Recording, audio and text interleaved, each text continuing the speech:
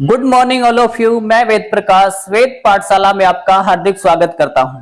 प्यारे बच्चों, आज का मोटिवेशनल कोड है, अगर भाग्य पर भरोसा है तो जो तकदीर में लिखा है वही पाओगे, और अगर खुद पर भरोसा है तो जो चाहोगे वही पाओगे। प्यारे बच्चों, अगर तुम लोग भाग्य के भरोसे बैठे हुए हो तो जो तुम्हारी तकदीर में लिखा है वही आपको मिलेगा, लेकिन आप मेहनत करते हैं, जो आप चाहते हैं, जो आपने गोल किया है या जो आपने लक्ष्य बनाया है वही आपको हासिल होगा। मेहनत के आगे किस्मत भी झुकती है।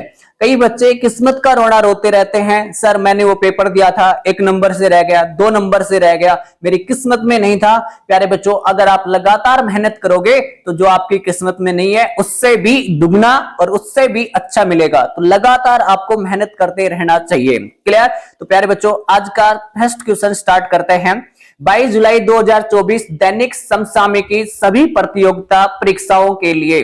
प्यारे बच्चों, सभी प्रतियोगिता परीक्षाओं के लिए इंपॉर्टेंट क्वेश्चन रहने वाला है। फर्स्ट क्वेश्चन देखते हैं। क्वेश्चन कह रहा है कि मेलबर्न भारतीय फिल्म महोत्सव, क्वेश्चन फर्स्ट क्या कह रहा है, मेलबर्न भारतीय फिल्म महोत्सव 2024 में सम्मानित होने वाले पहले भारतीय अभिनेता कौन बने हैं?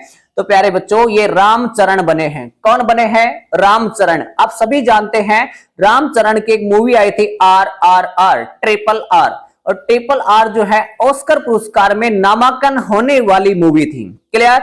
दूसरा आप देखोगे RR मूवी का एक सॉन्ग आया था प्यारे बच्चों, जिसे सब जानते हैं, नाटू नाटू। कौन सा सॉन्ग था प्यारे बच्चों? नाटू नाटू। बहुत प्रसिद्ध ये सॉन्ग हुआ था। क्लियर?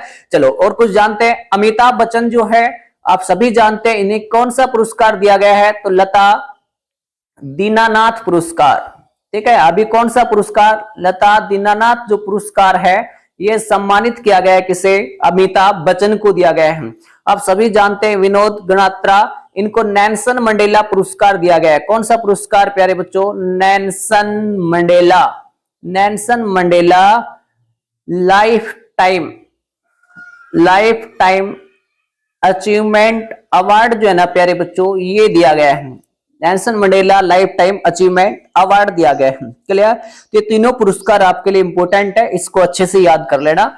नेक्स्ट क्वेश्चन की तरफ बढ़ते हैं प्यारे बच्चों। Question number second. Question second क्या कह रहा है? हाल ही में सुप्रीम कोर्ट के न्यायाधीश बनने वाले मणिपुर के पहले व्यक्ति कौन बने हैं? तो प्यारे बच्चों, आप सब जानते हैं सुप्रीम कोर्ट भारत के अंदर एक होता है, और ये कहां पे है? न्यू दिल्ली के अंदर सुप्रीम कोर्ट है। अब सुप्रीम कोर्ट में न्याय एक तो होता है चीफ जस्टिस, जिसको भाई मुख्य न्यायाधीश कहा जाता है। वो कौन है भाई? कौन है? DY चंद्रचूड़ है भाई। कौन है? DY चंद्रचूड़ जो है ये मुख्य न्यायाधीश है। और न्यायाधीश की संख्या कितनी है भाई? अधिकतम तो 34 होती है। सुप्रीम कोर्ट में अधिकतम न्यायाधीशों की कितनी होती है भाई? 34 होते हैं। तो अभी किसे न्यायाधीश के रूप में चुना गया है? तो N कोटेश्वर सिंह को चुना गया भाई। किसे चुना गया? N कोटेश्वर सिंह को चुना गया है। और कहां से बिलोंग करते हैं? मणिपुर से बिलोंग करते थे। अब ये जम्मू कश्मीर के अंदर ये प्रैक्टिस करते थे, और वहां से अब कहां पे? ये सुप्रीम कोर्ट के अंदर न्यायाधीश चुने गए हैं। चलो प्यारे बच्चों, सुप्रीम कोर्ट के बारे में कुछ इंपोर्टेंट फैक्ट डिस्कस करते हैं। क्वेश्चन नंबर फर्स्ट आपका सुप्रीम कोर्ट के बारे में क्या कह रहा है कि सुप्रीम कोर्ट है प्यारे बच्चों, आर्टिकल 124 से लेके 147 तक इसका प्रावधान है। कौन से भाग के अंदर?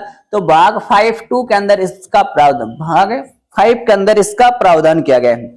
नेक्स्ट देखोगे 1935 के आर्टिकल द्वारा फेडरल कोर्ट की स्थापना होती है। उसके बाद 28 जनवरी 1950 को सुप्रीम कोर्ट ने अपना कार्य करना शुरू किया था भाई। सुप्रीम कोर्ट ने अपना काम करना कब से स्टार्ट कर दिया था? तो 28 जनवरी 1950 से इसने अपना काम करना शुरू कर दिया गया था। स्थापना के समय एक चीफ जस्टिस होता था। जो पहला चीफ जस्टिस था वो हीरालाल जे कानिया था।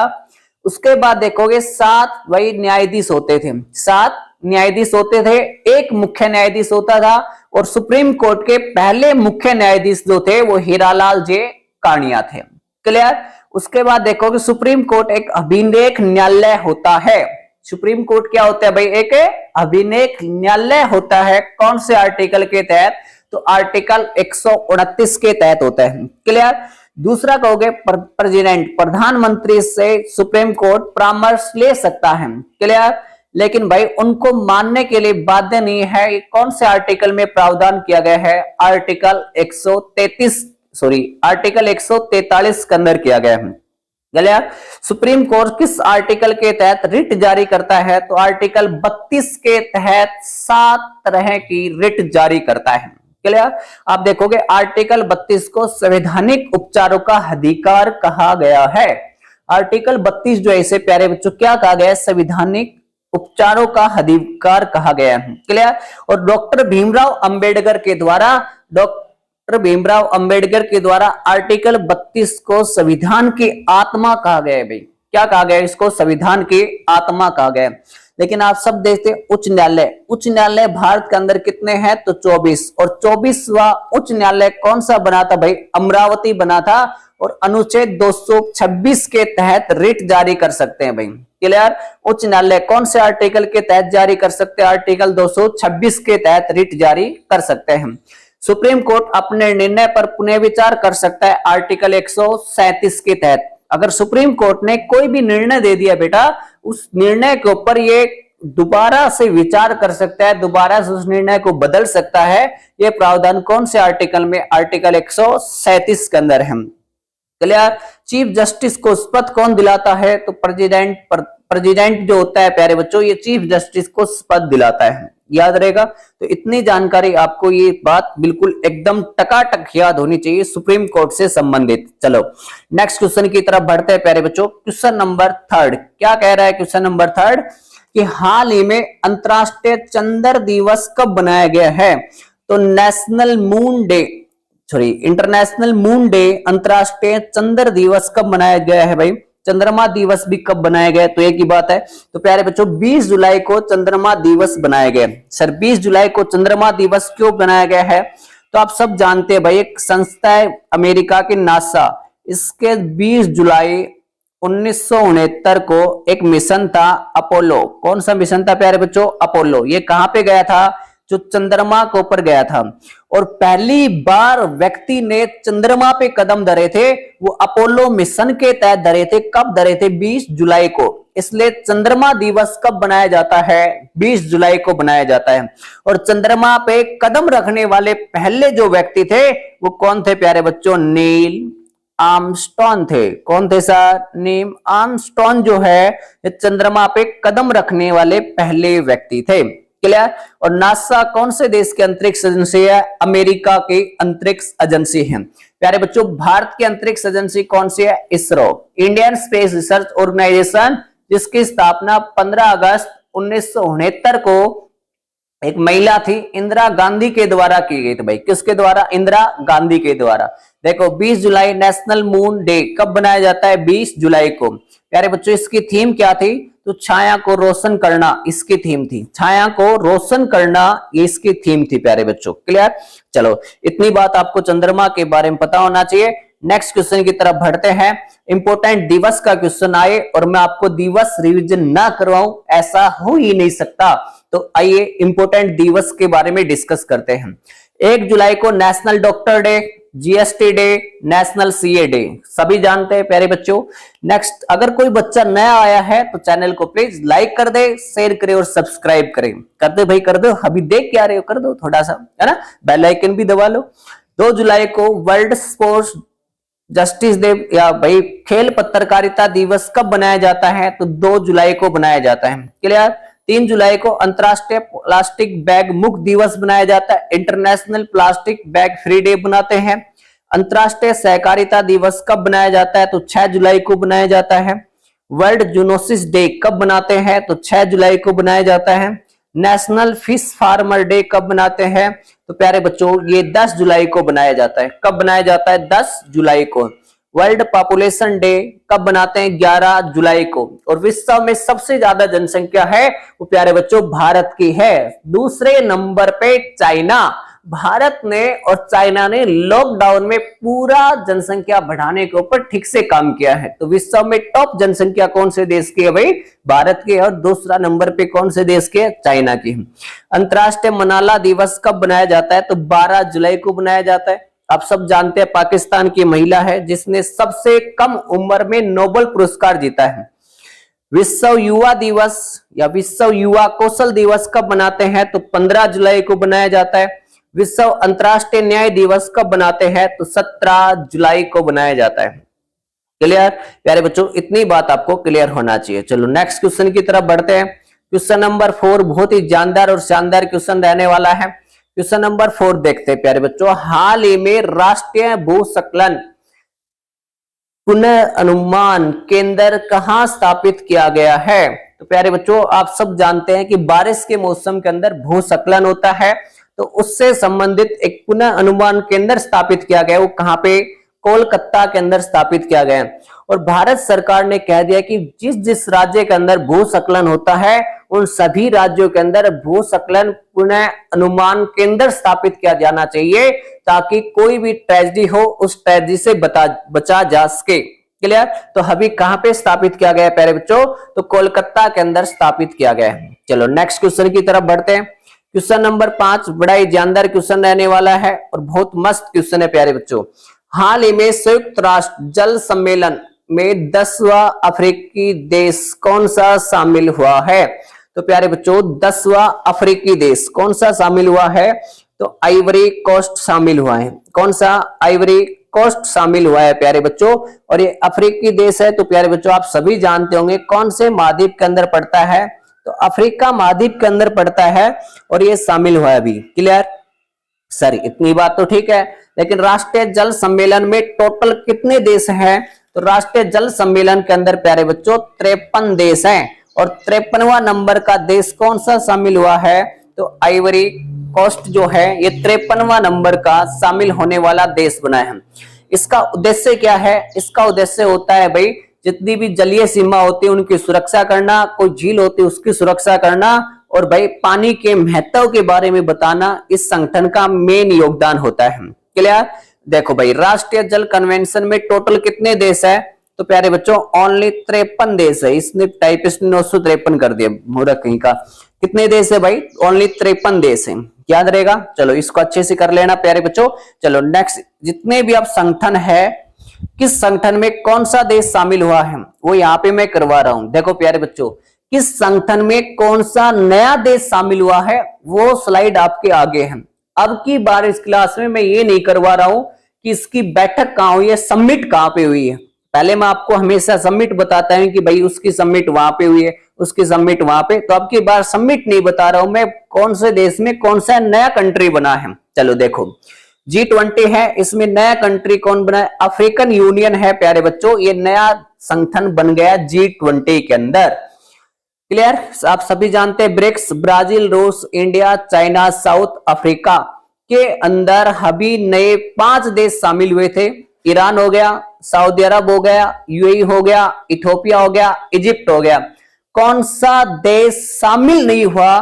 तो प्यारे बच्चों अर्जेंटीना है, ये ब्रिक्स संगठन में शामिल नहीं हुआ। ये बहुत बार क्वेश्चन डाल रहा है। पहले 6 देश शामिल होने थे, लेकिन प्यारे बच्चों अर्जेंटीना ने अचानक से मना कर दिया कि मैं ब्रिक्स संगठन के अंदर शामिल नहीं होऊंगा, मैं होना नहीं चाहता हूं।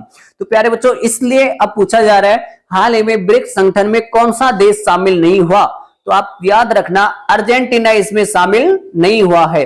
बाकी 5 नए देश बने, ईरान हो गया, सऊदी अरब हो गया, यूएई हो गया, इथोपिया हो गया, इजिप्ट हो गया। आप सभी को बताना है कि प्यारे बच्चों ब्रिक्स संगठन है, उसकी जो बैठक है, ब्रिक्स संगठन की जो बैठक है वो कहां पे होनी है।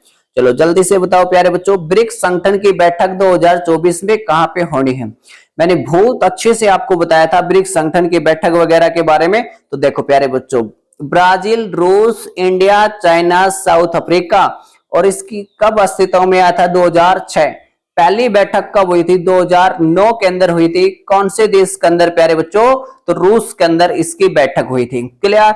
2010 के अंदर इसके अंदर साउथ अफ्रीका नया सदस्य देश बन गया था। अब आपको यह बताना है कि 2024 के अंदर ब्रिक्स की बैठक कहां पे होगी। 2024 में ब्रिक्स की बैठक कहां पे होगी ये बताना आपको कमेंट बॉक्स में सभी बच्चों को बताना है भाई। क्लियर? मैंने करवा रखे है, तो इससे पता चलेगा आप लगातार स्टडी कर रहे हो और आपकी स्टडी में दम भी है। क्लियर। चलो आसियान, आसियान का 11वां सदस्य देश कौन सा बना है? तो तिमोर लेस्टे है, या ईस्ट तिमोर जो है ये आसियान का 11वां सदस्य देश बना है भाई। एससीओ संघाई सहयोग संगठन का बेलारूस 10वां सदस्य देश बना है, और नोवा कौन सा? ईरान। 2023 के अंदर तो भाई ईरान बना था, और 2024 में कौन बन गया इसका नया सदस्य देश? बेलारूस बन गया। आईएमएफ का 190वां सदस्य देश कौन सा बना है? तो एंडोरा। कौन बना है प्यारे बच्चों? एंडोरा आईएमएफ का 190वां सदस्य देश बना है। वर्ल्ड बैंक का 189 सदस्य देश कौन सा बना है? तो नोरू बना है भाई। कौन बना है? नोरू, या नॉर्वे जो है ये इसका नया सदस्य देश बना है। यूएनओ का 193 देश कौन सा भाई? दक्षिणी सूडान है भाई, साउथ सूडान इसका नया सदस्य देश बना है। चलो एक क्वेश्चन बहुत ज्यादा इंपॉर्टेंट है, मेनिंजाइटिस टीका। भाई मेनिंजाइटिस बीमारी का संबंध किससे है? तो प्यारे बच्चों इस बीमारी का संबंध ब्रेन से है। किससे भाई? ब्रेन से है। इसका टीका पेश करने वाला पहला देश कौन सा बना है? तो नाइजीरिया बना है भाई। कौन सा देश बना है? नाइजीरिया। और वैक्सीन का नाम है MAN5CV, ये वैक्सीन का नाम है प्यारे बच्चों। चलो मैं इसको क्लियर कर देता हूं, फिर आप अच्छे स्क्रीनशॉट ले लो। देखो प्यारे बच्चों अब ध्यान से सुनो, मेनिंजाइटिस टीका। देखो सबसे पहले मेनिंजाइटिस बीमारी का संबंध किससे है? तो ब्रेन से होता है प्यारे बच्चों। इसके अंदर न्यूरॉन सेल प्रभावित होते हैं। कौन से सेल प्रभावित होते हैं? न्यूरॉन सेल प्रभावित होते हैं। यादगार क्षमता कम हो जाती है, व्यक्ति चीजों को भूलने लग जाता है बहुत ज्यादा, उस बीमारी को कहा जाता है मेनिंजाइटिस बीमारी। और इसका पहला टीका नाइजीरिया ने विकसित किया है, और उस वैक्सीन का नाम क्या है? MAN5CV, ये वैक्सीन का नाम है। क्लियर? तो इतनी जानकारी आपको अच्छी लगी होगी। चलो नेक्स्ट क्वेश्चन की तरफ बढ़ते हैं। क्वेश्चन नंबर 6 बड़ा ही जानदार क्वेश्चन रहने वाला है। भाई आप कहां जा रहे हो? थोड़ा इधर आओ, है ना। देखो क्वेश्चन नंबर 6 है वो बड़ा ही जानदार रहने वाला है। चलो देखते हैं। हाल ही में ट्रिलियन डॉलर इकोनॉमी की, देखो भाई हाल ही में ट्रिलियन डॉलर इकोनॉमी की योगी गवर्नमेंट पुस्तक किसके द्वारा लिखी गई है? तो प्यारे बच्चों आप सभी जानते हैं योगी सरकार ने 5 साल में $1 ट्रिलियन है ना वो वहां की आय करने वाली थी। तो ये पुस्तक है वो किसके द्वारा लिखी गई है? ये बहुत बार आपसे क्वेश्चन पूछा जाएगा, तो जल्दी से बताओ भाई ये पुस्तक किस व्यक्ति के द्वारा लिखी गई है? तो प्यारे बच्चों डॉक्टर सिलवंत सिंह। किसके द्वारा? सिलवंत सिंह के द्वारा ये पुस्तक लिखी गई है। क्लियर? तो $1 ट्रिलियन जो इकोनॉमी की है योगी गवर्नमेंट, ये पुस्तक किसके द्वारा लिखी गई है भाई? तो आप सभी जानते हैं सिलवंत सिंह के द्वारा लिखी गई। चलो इंपोर्टेंट पुस्तक है वो सब मैं आपको दिखाता हूं। देखो ये इंपोर्टेंट पुस्तक है सारी आपके पास, इसके स्क्रीनशॉट ले लो अच्छे से। जो जो इंपोर्टेंट ज्यादा है जो किसी ना किसी एग्जाम में आ सकते हैं हाल फिलहाल में, वो एक बार मैं रिवीजन कराता हूं आपको। प्यारे बच्चों देखो मनोरम मिश्रा के द्वारा संस्कृति के आयाम ये पुस्तक लिखी गई भाई। संस्कृति के आयाम पुस्तक किस व्यक्ति के द्वारा लिखी गई है? तो प्यारे बच्चों मनोरम मिश्रा के द्वारा लिखी गई भाई। किसके द्वारा? मनोरम मिश्रा के द्वारा लिखी गई है। क्लियर? उसके बाद देखोगे फॉर स्टार्ट ऑफ डेस्टिनी, ये किसके द्वारा? मनोज मुकुंद नरवाने के द्वारा लिखी गई भाई। किसके द्वारा? मनोज मुकुंद नरवणे के द्वारा लिखी गई है, याद रहेगा। उसके बाद देखोगे प्यारे बच्चों आप सभी जानते हैं एक समंदर मेरे अंदर, ये पुस्तक किसके द्वारा लिखी गई भाई? संजीव जोशी के द्वारा। किसके द्वारा? संजीव जोशी के द्वारा ये पुस्तक लिखी गई भाई। द कंप्रोवर्सी पुस्तक किसके द्वारा? गोटाबाई राजपक्षे के द्वारा ये पुस्तक लिखी गई है। तो प्यारे बच्चों इस स्लाइड के अंदर जितनी भी इंपोर्टेंट पुस्तक है वो सारी मैंने एक जगह लिख दी है, आप इनका स्क्रीनशॉट ले लो, अच्छे से इनको कर लेना। आज थोड़ा टाइम का अभाव है तो इसलिए मैं आपको रिवीजन नहीं करवा रहा हूं, तो आप इसका थोड़ा रिवीजन कर लेना। बाकी मैं पिछली क्लास में आपको रिवीजन कराता हुआ आया हूं। चलो नेक्स्ट क्वेश्चन है क्वेश्चन नंबर 7। हाल ही में FICCI ने फाइनेंशियल ईयर 2024-25 में भारत की जीडीपी ग्रोथ रेट कितनी रहने का अनुमान लगाया है? तो प्यारे बच्चों इसके द्वारा 7% जीडीपी ग्रोथ रेट रहने का अनुमान लगाया है। चलो देखो एशियन डेवलपमेंट बैंक ने 2024-25 में भारत की ग्रोथ रेट कितना % रहने का अनुमान लगाया? तो 7%।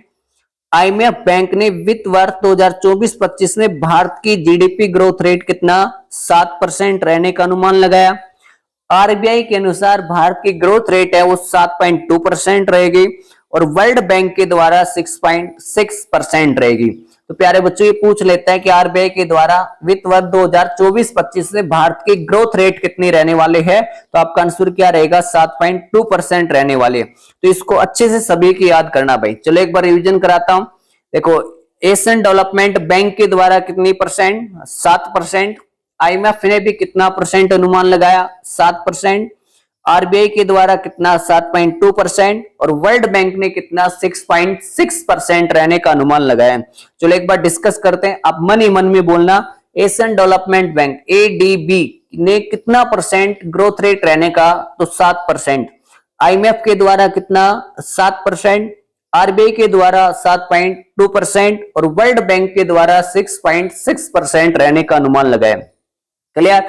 FICCI क्या है, तो देखो federation of Indian compares of commerce industry, ये है। इसकी स्थापना कब हुई थी 1927 के अंदर, हेडक्वार्टर न्यू दिल्ली के अंदर है। वर्तमान में प्रेसिडेंट है प्यारे बच्चों अनीस शाह, इसके प्रेसिडेंट है। चलो प्यारे बच्चों आज का सेशन कैसा रहा? अगर आज का सेशन आपको अच्छा लगा है तो चैनल को लाइक करें, शेयर करें, सब्सक्राइब करें और अपने दोस्तों तक ये जानकारी जरूर पहुंचाएं। तो आज के लिए इतना ही। Heavy nice day. हंसते रहो, मुस्कुराते रहो, जिंदगी को आगे बढ़ाते रहो। प्यारे बच्चों अगर लगातार तुम लोग मेहनत करते रहते हैं, इस करंट अफेयर के सेशन से जुड़े रहते हैं, तो मैं आपसे दावा करता हूं आपका करंट अफेयर का कोई भी क्वेश्चन गलत होने वाला नहीं है। और इसके अंदर अपन स्टैटिक के कुछ पॉइंट भी डिस्कस करते चलते हैं। और कोई भी सुझाव हो क्लास में चेंजमेंट करने का या कुछ और, तो आप डायरेक्ट कमेंट बॉक्स में बताइए। मैं हर बच्चे का कमेंट देखता हूं, पढ़ता हूं और उसके बाद एनालाइज करके इंप्रूव भी करते हैं हम। चलो ठीक है प्यारे बच्चों, बाकी आज के लिए इतना ही। कल मिलते हैं। Have a nice day.